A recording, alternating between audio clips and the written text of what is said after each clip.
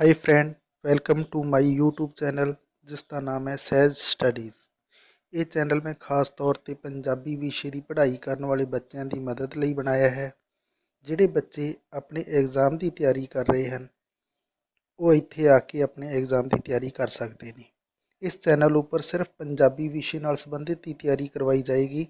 ਜੇਕਰ ਤੁਸੀਂ ਕਿਸੇ ਕੰਪੀਟੀਸ਼ਨ ਦੀ ਤਿਆਰੀ ਕਰ ਰਹੇ ਹੋ ਤਾਂ ਮੇਰੇ ਚੈਨਲ ਨੂੰ ਸਬਸਕ੍ਰਾਈਬ ਕਰ ਲਓ, ਮੇਰੇ ਵੀਡੀਓ ਨੂੰ ਲਾਈਕ ਕਰੋ, ਨਾਲ ਹੀ ਨਾਲ ਬੈਲ ਆਈਕਨ ਨੂੰ ਔਨ ਕਰ ਦਿਓ ਤਾਂ ਜੋ ਮੈਂ ਨਵਾਂ ਵੀਡੀਓ ਲੈ ਕੇ ਆਵਾਂ ਤਾਂ ਤੁਹਾਨੂੰ ਨੋਟੀਫਿਕੇਸ਼ਨ ਮਿਲ ਸਕੇ।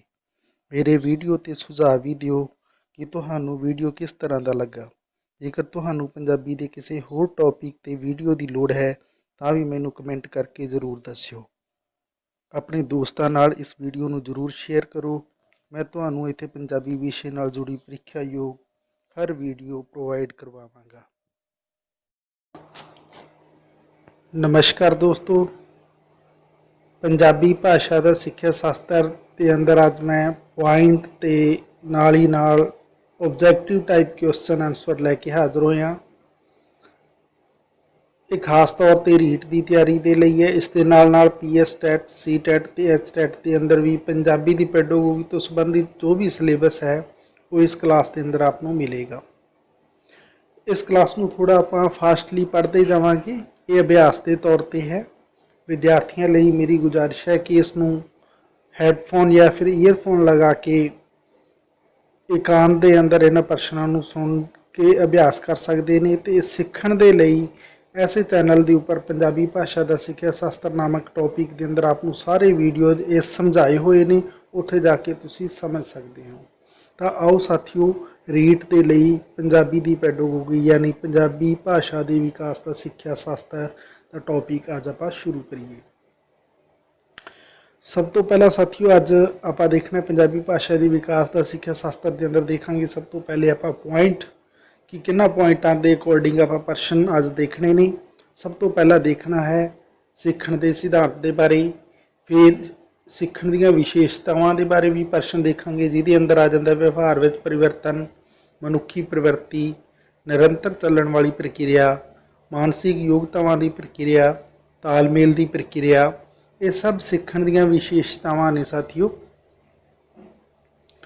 ਇਸ ਤੋਂ ਬਾਅਦ 'ਚ ਆਪਾਂ ਦੇਖਾਂਗੇ ਸਾਥੀਓ ਕਿ ਜੋ ਸਿੱਖਣ ਦੀਆਂ ਵਿਸ਼ੇਸ਼ਤਾਵਾਂ ਦੇ ਅੰਦਰ ਆ ਜਾਂਦਾ ਹੈ ਸਮੱਗਰੀ ਹੱਲ ਕਰਨ ਦੀ ਪ੍ਰਕਿਰਿਆ, ਬੁੱਧੀਪੂਰਨ ਕਿਰਿਆ, ਇੱਕ ਸਮਾਜਿਕ ਕਿਰਿਆ, ਖੋਜ ਪ੍ਰਕਿਰਿਆ, ਸਕਾਰਾਤਮਕ ਅਤੇ ਨਕਾਰਾਤਮਕਤਾ, ਸਿੱਖਣ ਦਾ ਉਦੇਸ਼ ਕੇਂਦਰਿਤ ਹੋਣਾ, ਸਿੱਖਣ ਅਨੁਭਵਾਂ ਦਾ ਸੰਗਠਨ ਹੋਣਾ, ਸਿੱਖਣਾ ਵਿਅਕਤੀਗਤ ਅਤੇ ਸਮੂਹ ਦੋਨਾਂ ਤਰ੍ਹਾਂ ਦਾ ਹੁੰਦਾ ਹੈ। ਯਾਨੀ ਇਹ ਸਿੱਖਣ ਦੀਆਂ ਵਿਸ਼ੇਸ਼ਤਾਵਾਂ ਨੇ ਜਿਨ੍ਹਾਂ ਦੇ ਬਾਰੇ ਅਕਸਰ ਐਗਜ਼ਾਮ ਦੇ ਅੰਦਰ ਪ੍ਰਸ਼ਨ ਪੁੱਛੇ ਜਾਂਦੇ ਨੇ। ਇੱਥੇ ਵੀ ਪ੍ਰਸ਼ਨ ਇਹਨਾਂ ਤੋਂ ਸੰਬੰਧਿਤ ਇਹਨਾਂ ਪੁਆਇੰਟਾਂ 'ਤੇ ਆਧਾਰਿਤ ਹੀ ਹੋਣਗੇ ਜੋ ਕਿ ਆਪਦੇ ਰੀਟ ਦੇ ਲਈ ਪੀਐਸ ਟੈਟ ਤੇ ਸੀ ਟੈਟ, ਐਚ ਟੈਟ ਦੇ ਪੰਜਾਬੀ ਦੀ ਪੈਡਾਗੋਜੀ ਤੋਂ ਸੰਬੰਧਿਤ ਜਿਹੜਾ ਸਿਲੇਬਸ ਹੈ ਉਸ ਦੇ ਅੰਦਰੋਂ ਲਏ ਗਏ ਨੇ। ਫਿਰ ਇਸ ਤੋਂ ਬਾਅਦ ਸਾਥੀਓ ਆਪਣੇ ਕੋਲੇ ਹੋਰ ਟੌਪਿਕ ਆ ਜਾਂਦਾ ਹੈ ਜਿਹੜਾ ਐਸੇ ਲੈਸ਼ਨ ਦੇ ਅੰਦਰ ਸਿੱਖਣ ਨੂੰ ਪ੍ਰਭਾਵਿਤ ਕਰਨ ਵਾਲੇ ਕਿਹੜੇ ਕਾਰਕ ਨੇ। ਜਿਵੇਂ ਕਿ ਪ੍ਰੇਰਨਾ ਹੈ, ਇਹ ਪ੍ਰਭਾਵਿਤ ਕਰਦਾ ਹੈ। ਅਰਥਪੂਰਨ ਉਦੇਸ਼ ਹੈ, ਉਹ ਪ੍ਰਭਾਵਿਤ ਕਰਦਾ ਹੈ। ਸਿੱਖਣ ਸਮੱਗਰੀ, ਪਰਿਵਰਤਨਸ਼ੀਲ ਕਾਰਕ ਨੇ ਜਿਹੜੇ, ਇਹ ਵੀ ਆਪਣੇ ਸਿੱਖਣ ਨੂੰ ਪ੍ਰਭਾਵਿਤ ਕਰਨ ਵਾਲੇ ਕਾਰਕ ਨੇ। ਇਸ ਤੋਂ ਬਾਅਦ ਸਾਥੀਓ ਆਪਾਂ ਦੇਖਣਾ ਹੈ ਜਿਹੜਾ ਉਸ ਦੇ ਅੰਦਰ ਆ ਜਾਂਦਾ ਹੈ ਭਾਸ਼ਾ ਅਧਿਆਪਨ ਦੇ ਸਿਧਾਂਤ ਆ ਜਾਂਦਾ ਹੈ।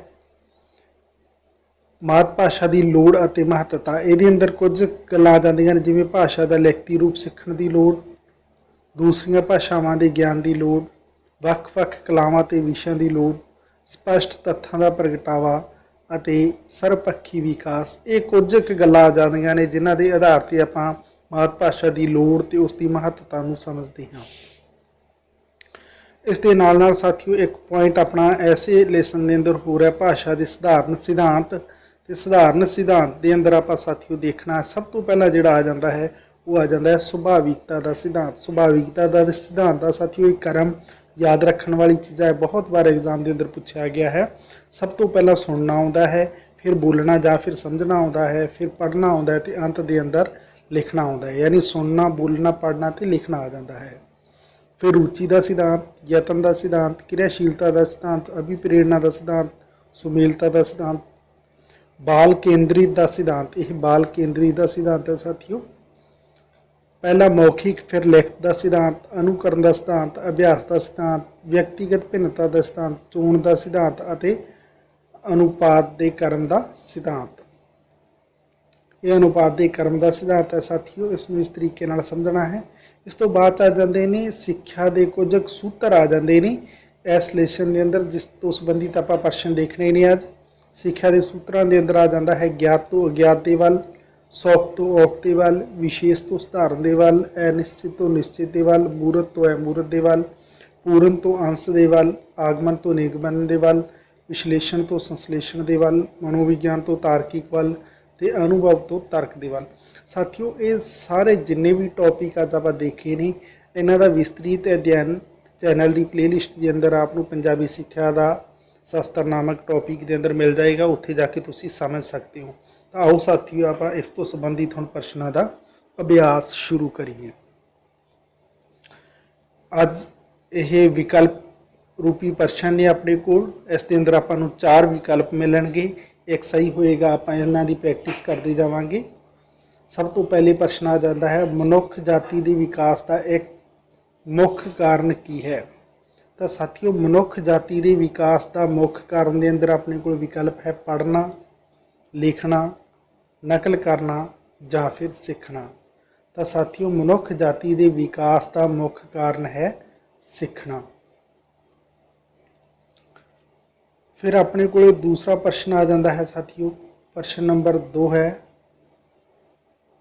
वो देखांगे आप, सिक्ख्या के संकल्प का असल में की अर्थ है। तो साथियों सिक्ख्या के संकल्प का अर्थ की गल करिए तो यह स्कूली सिक्ख्या, बी लिखण की प्रक्रिया, सी घरेलू सिक्ख्या, डी जीवन भर की सीखण प्रक्रिया। तो साथियों इसका उत्तर है डी जीवन भर की सीखण प्रक्रिया। प्रश्न नंबर 3 आ जाता है अपने को, सीखण का अर्थ व्यवहार में आने वाला प्रगतिशील बदलाव है जो अनुभव द्वारा आता है। ये किस विद्वान का कहना है? ए क्रो एंड क्रो का, बी गेट्स का, सी स्किनर का, डी वुड्सवर्थ का। तो ये है साथियों बी गेट्स का। फिर अपने को प्रश्न नंबर 4 आ जाता है साथियों। प्रश्न नंबर 4 देखांगे, ग्रहण करना तो याद रखना ये दोवें समुचे रूप में सीखना हैं। ये किसका कथन है, यानी ये जी परिभाषा है किसने दी? स्किनर ने, गेट्स ने, क्रो एंड क्रो ने या फिर रविंद्रनाथ टैगोर ने। तो साथियों ये कहना है स्किनर का। ए ऑप्शन साडा राइट हो जाएगा। क्वेश्चन नंबर 5 आ गया अपने को, सीखना और ग्रहण करना एक अजिहा बदलाव है जो मूल रूप में स्थाई है, अस्थाई है, काल्पनिक है या फिर स्थूल है। तो साथियों सीखना तो ग्रहण करना ऐसा बदलाव है जो असल के अंदर स्थाई है। फिर प्रश्न आ जाता है, सीखण नाल बच्चा ग्रहण करता है ज्ञान, कौशल, मनोवृत्तियाँ या उपरोक्त सारे ही। तो साथियों उपरोक्त सारे ही यानी तीनों ही सीखण नाल बच्चा ग्रहण करता है। फिर इस तो बाद अपने को प्रश्न नंबर 7 आ जाता है साथियों। 7 नंबर प्रश्न देखांगे आप, सीखना एक मनुख लई हुंदा है व्यक्तिगत, समूहिक, समाजिक, आर्थिक। तो साथियों सीखना मनुख के लिए व्यक्तिगत हुंदा है। फिर प्रश्न नंबर 8 है, सीखना किहड़ी किस्म की प्रक्रिया है? ये अध्यात्मिक प्रक्रिया है, मनोविज्ञानिक प्रक्रिया है या रहस्यवादी किस्म की प्रक्रिया है या फिर उपरोक्त के अंदरों कोई भी नहीं है। तो साथियों सीखना है जी वो एक मनोविज्ञानिक किस्म की प्रक्रिया है। बी ऑप्शन साडा राइट हो जाएगा। प्रश्न नंबर अपने को 9 आ जाता है, जल्दी सीखण लई ते ग्रहण करने लई विद्यार्थी किहो जिहा होना चाहिए है? कार्यशील, आलसी, सुस्त या फिर सारे ही गुण होने चाहिए ने। तो साथियों जल्दी सीखण दे लई विद्यार्थी नूं ਕਾਰਜਸ਼ੀਲ ਹੋਣਾ ਚਾਹੀਦਾ ਹੈ। ਸਾਥੀਓ ਇਹ क्वेश्चन ने ਜਿਹੜੇ ਇਹ ਪ੍ਰੈਕਟਿਸ ਦੇ ਲਈ ਨੇ, ਅਭਿਆਸ ਦੇ ਲਈ ਨੇ, ਕਿਉਂਕਿ ਲਗਾਤਾਰ ਪ੍ਰੈਕਟਿਸ ਬਣੀ ਰਹੇ ਆਪਦੀ, ਇਸ ਲਈ ਨੇ। मॉडल पेपर इन्हां सब टॉपिकां तो बाद दे अंदर आप दे लिए जरूर मॉडल पेपर की सीरीज भी शुरू की जाएगी। फिर अपने कोले प्रश्न नंबर 10 आ जाता है। 10 नंबर प्रश्न देखांगे आपां, वधेरे बुद्धिमान मनुख किवें सिखदा है? जल्दी ते वधेरे, हौली हौली, हौली हौली पर स्थाई, कुछ कह नहीं सकते। तो साथियों ज़्यादा बुद्धिमान जिहड़े मनुख हुंदा है वो जल्दी सीखता है तो वधेरे सीखता है। प्रश्न नंबर 11, सिੱਖਣ ते अध्यापन विचकार, यानी सिੱਖਣ ਅਤੇ अध्यापन ਦੇ विचकार की है? कोई अंतर नहीं है, ਜਾਂ डूंगा संबंध है, थोड़ा संबंध है, ਜਾਂ फिर उपरोक्त कोई नहीं? तो साथियों सिੱਖਣ ਤੇ अध्यापन के अंदर डूंगा संबंध है। ये ऑप्शन तुसी देख रहे हो बी नंबर है जिहड़ा ये राइट है। डूंगा संबंध हुंदा सिੱਖਣ ते अध्यापन के विचकार। प्रश्न नंबर 12 है अपने कोल, भाषा सिक्ख्या विच बहुत महत्व हुंदा है। ए सूचनावां दा, बी तत्थां दा, सी भावां दी प्रकृति दा, डी या फिर सारे ही? तो साथियों सिक्ख्या, भाषा सिक्ख्या महत्व की गल करिए तो भावां दी प्रकृति का महत्व बहुत ज़्यादा हुंदा है। इन्हां विकल्पां दे अंदरों सी ऑप्शन है जिहड़ा अपना वो राइट हो जाएगा। बच्चा वातावरण तो भाषा किवें सीखता है? ए अनुकरण द्वारा, बी अनुभव द्वारा, सी लिख के ते डी सुन के? तो साथियों बच्चा जिहड़ा वातावरण तो भाषा सीखता है वो अनुकरण द्वारा सीखता है। ये ऑप्शन अपना सही हो जाएगा, यानी नकल के द्वारा सीखता है।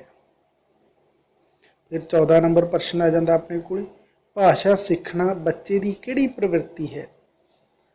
सहज है, असुभाविक है, सुभाविक है, सहज ते सुभाविक है? साथियों भाषा सीखना बच्चे की सहज ते सुभाविक प्रवृत्ति के अंदरों आ जाता है। अपना डी ऑप्शन है जिहड़ा वो राइट हो जाएगा। फिर अपने को प्रश्न नंबर साथियों 15 आ जाएगा। आप 15 नंबर प्रश्न देखांगे, भाषा सीखण दे सुभाविकता के सिद्धांत का की आधार है? ए बच्चा वधेरे जल्दी सीखता है, बी बच्चा सुभाविक हालत में बैठ के सीखता है, सी भाषा सीखण की शक्ति कुदरती है, डी बच्चा सुचेत तौर पर भाषा सीखता है?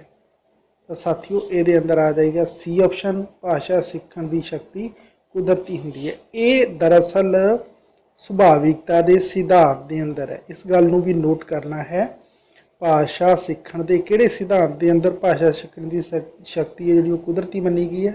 सुभाविकता के सिद्धांत के अंदर। ये चीज़ नूं नोट करना है, इत्थे मिसगाइड नहीं होना, इसनूं थोड़ा जिहा समझण दी। सुभाविकता के सिद्धांत के अंदर भाषा सीखण की शक्ति कुदरती मनी गई है। फिर प्रश्न नंबर 16, भाषा सिखाउण दा सुभावी कर्म है? ए ऑप्शन पढ़ना, लिखना, बोलना, समझना, यानी ये चारों है पर इन्हां दा सीक्वेंस सही नहीं है। बी सुनना, समझना, बोलना ते सीखना, इहदे अंदर सीखना जिहड़ा अलग तो आ गया। सी लिखना, बोलना, समझना, सुनना, ये चीज़ अलग तो आ गई इसके अंदर। तो डी नंबर आ गया, बी और सी दोवें ठीक हैं। तो साथियों अपना इसके अंदर ये ऑप्शन राइट हो जाएगा, पढ़ना, लिखना, बोलना तो समझना। इसका एक कर्म भी है साथियों। सब तो पहला आ जाता है जिहड़ा बोलना, समझना, पढ़ना तो लिखना आ जाता है। ये सीक्वेंस है, पर इस ऑप्शन के अंदर चारों विकल्प आपको मिल रहे हैं। इस आधार पर सिखाउण की सुभावी कर्म नूं आपां ये ऑप्शन राइट मनांगे।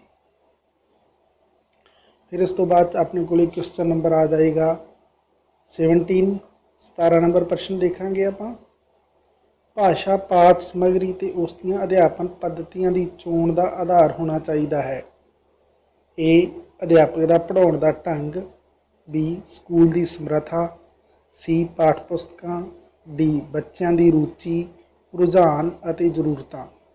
ਤਾਂ ਸਾਥੀਓ ਇਸ ਦੇ ਅੰਦਰ ਰਾਈਟ ਆ ਜਾਏਗਾ ਡੀ ਆਪਸ਼ਨ ਆਪਣਾ, ਬੱਚਿਆਂ ਦੀ ਰੁਚੀ, ਰੁਝਾਨ ਅਤੇ ਜ਼ਰੂਰਤਾਂ।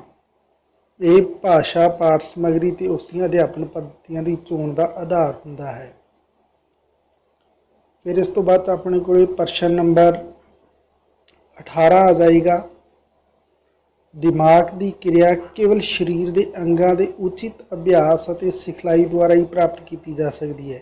ਇੱਥੇ ਦਿਮਾਗ ਦੀ ਕਿਰਿਆ ਦੀ ਗੱਲ ਕੀਤੀ ਗਈ ਹੈ।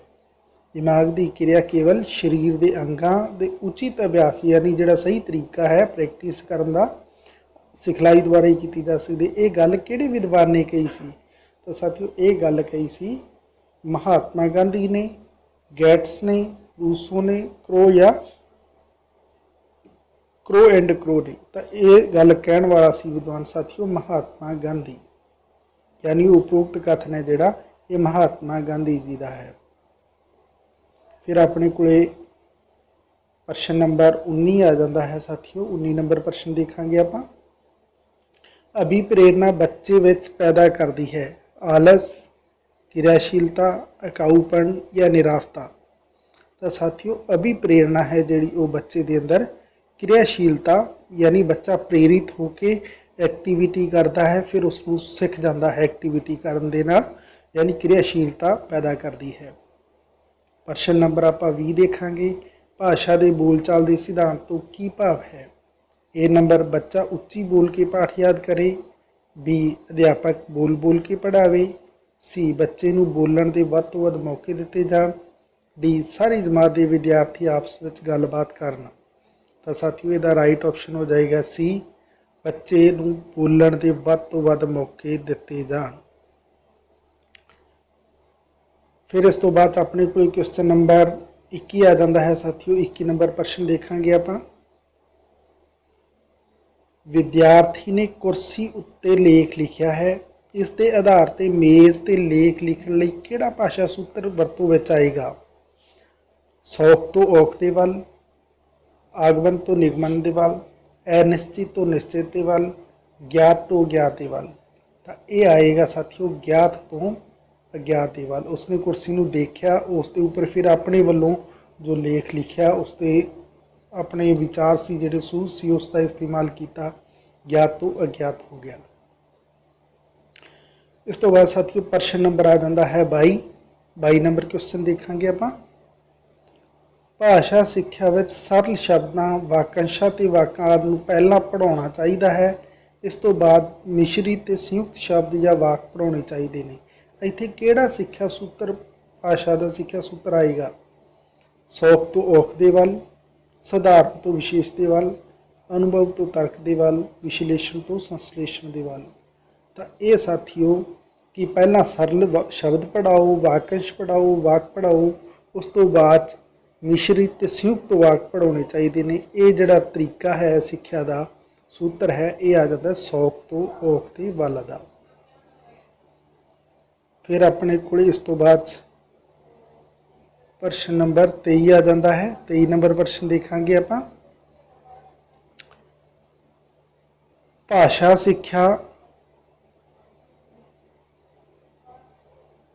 ਸਿੱਖਿਆ ਦੇ ਸੂਤਰ ਮੂਰਤ ਤੋਂ ਅਮੂਰਤ ਵੱਲ ਤੋਂ ਕੀ ਭਾਵ ਹੈ? ਤਸਵੀਰਾਂ ਦੇ ਜ਼ਰੀਏ ਪੜ੍ਹਾਉਣਾ, ਅਮੂਰਤ ਵਸਤੂ ਵੱਲ ਧਿਆਨ ਕਰਨਾ, ਸਥੂਲ ਭਾਵ ਤੇ ਵਿਚਾਰ ਅਸਥੂਲਾਂ ਤੋਂ ਪਹਿਲਾਂ ਪੇਸ਼ ਕਰਨਾ, ਜਾਂ ਫਿਰ ਇਹਨਾਂ ਵਿੱਚੋਂ ਕੋਈ ਵੀ ਨਹੀਂ। ਤਾਂ ਸਾਥੀਓ ਇਸ ਦਾ ਰਾਈਟ ਆਪਸ਼ਨ ਹੋ ਜਾਏਗਾ ਸੀ, ਸਥੂਲ ਭਾਵ ਤੇ ਵਿਚਾਰ ਅਸਥੂਲਾਂ ਤੋਂ ਪਹਿਲਾਂ ਪੇਸ਼ ਕਰਨੇ ਚਾਹੀਦੇ ਨੇ। ਇਹ ਮੂਰਤ ਤੋਂ ਅਮੂਰਤ ਦੇ ਵੱਲ ਦਾ ਸਿੱਖਿਆ ਸਿਧਾਂਤ ਹੈ, ਸੂਤਰ ਹੈ। ਫਿਰ ਆਪਣੇ ਕੋਲ ਇਸ ਤੋਂ ਬਾਅਦ ਪ੍ਰਸ਼ਨ ਨੰਬਰ ਆ ਗਿਆ 24 ਨੰਬਰ ਪ੍ਰਸ਼ਨ ਦੇਖਾਂਗੇ। ਬੱਚਿਆਂ ਨੂੰ ਪਹਿਲਾਂ ਬਾਲ ਗੀਤ ਪੜ੍ਹਾਉਣਾ, ਫਿਰ ਵਾਰਤਕ ਜਾਂ ਹੋਰ ਸਾਹਿਤਕ ਵੰਨਗੀਆਂ ਕਰਵਾਉਣਾ। ਇੱਥੇ ਕਿਹੜਾ ਭਾਸ਼ਾ ਸਿੱਖਿਆ ਸੂਤਰ ਲੱਗੇਗਾ?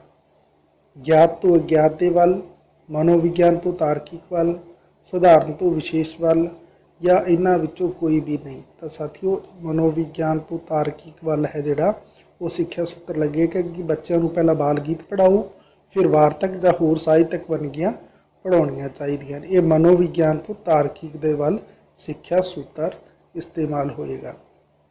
ਫਿਰ ਆਪਾਂ 2 ਕੁਐਸਚਨ ਹੋਰ ਦੇਖਣੇ ਨੇ ਅੱਜ ਇਸ ਭਾਗ ਦੇ ਅੰਦਰ। ਪ੍ਰਸ਼ਨ ਨੰਬਰ 25 ਭਾਸ਼ਾ ਸਿੱਖਿਆ ਲਈ ਮੈਡਮ ਮੌਂਟੇਸਰੀ ਦਾ ਸਿਧਾਂਤ ਹੈ ਕਿ ਬੱਚੇ ਨੂੰ ए ऑप्शन मौखिक ਕਾਰਜ ਬਾਅਦ ਵਿੱਚ ਤੇ ਲਿਖਤੀ ਕਾਰਜ ਪਹਿਲਾਂ ਸਿਖਾਉਣਾ ਚਾਹੀਦਾ ਹੈ। बी मौखिक ਕਾਰਜ ਪਹਿਲਾਂ ਸਿਖਾਉਣਾ ਚਾਹੀਦਾ ਹੈ। सी ਲਿਖਣਾ ਪਹਿਲਾਂ ਸਿਖਾਉਣਾ ਚਾਹੀਦਾ ਹੈ। डी उपरोक्त ਸਾਰੇ ਠੀਕ ਨਹੀਂ। ਤਾਂ ਸਾਥੀਓ ਮੈਡਮ ਮੌਂਟੇਸਰੀ ਦਾ ਕਹਿਣਾ ਹੈ ਕਿ ਭਾਸ਼ਾ ਸਿੱਖਿਆ ਮੌਖਿਕ ਕਾਰਜ ਪਹਿਲਾਂ ਸਿਖਾਉਣਾ ਚਾਹੀਦਾ ਹੈ। बी ऑप्शन है ਜਿਹੜਾ ਆਪਣਾ ਉਹ ਰਾਈਟ हो जाएगा। फिर अज का लास्ट क्वेश्चन है बच्चा रस्मी भाषा किस तो सीखता है। बहुत ही सरल क्वेश्चन है, बहुत बार एग्जाम के अंदर पूछा गया है। परिवार तो रस्मी इत्थे पूछा गया साथियों। परिवार तो, बी स्कूल तो, सी मित्रों तो, डी सब तो। तो इसका राइट ऑप्शन हो जाएगा बी स्कूल तो। तो ये सी साथियों अज के अपने 26 प्रश्न इस पहले लेसन के अंदर। ऐसे तरीके नाल हर रोज़ पंजाबी की पैडोगोजी तो संबंधित जिहड़ा ये सिलेबस है इस दे उपर मैं हर रोज़ पॉइंटा ते आधारित क्वेश्चनों की प्रैक्टिस लैके हाज़र होंदा रहांगा। इसे तरीके नाल चैनल के उपर जुड़े रहो। आप सब साथियों को एक रिक्वेस्ट है कि इस वीडियो को जरूर अपने फ्रेंड्स को शेयर करो ताकि ज़्यादा तो ज़्यादा साथी इसनूं देख सकन ते मेरे चैनल का होर अगे प्रमोशन हो सके। ये सब आपके सहयोग नाल ही संभव है। ਹੁਣ तक जो आपका सहयोग इस चैनल में मिल रहा है उसी के सदका मैं आपके लिए हर रोज़ वीडियो लैके हाज़र हो रहा। इसे तरीके नाल मेहनत जारी रखो तो चैनल से जुड़े रहो। अगले दिन मैं कोई होर टॉपिक के उपर रीट PS टैट सी टैट तो H टैट के अंदर पूछी जाने वाली पंजाबी भाषा का सिक्ख्या शास्त्र तो कोई वीडियो लैके हाज़र होवांगा। इस दे नाल मैं एक गल होर दसनी चाहांगा साथियों कि पंजाबी भाषा का सिक्ख्या शास्त्र का संपूर्ण सिलेबस विस्तृत अध्ययन वो चैनल की प्लेलिस्ट के अंदर अवेलेबल है, उत्थे जाके तुसीं देख सकते हो। धन्यवाद साथियों।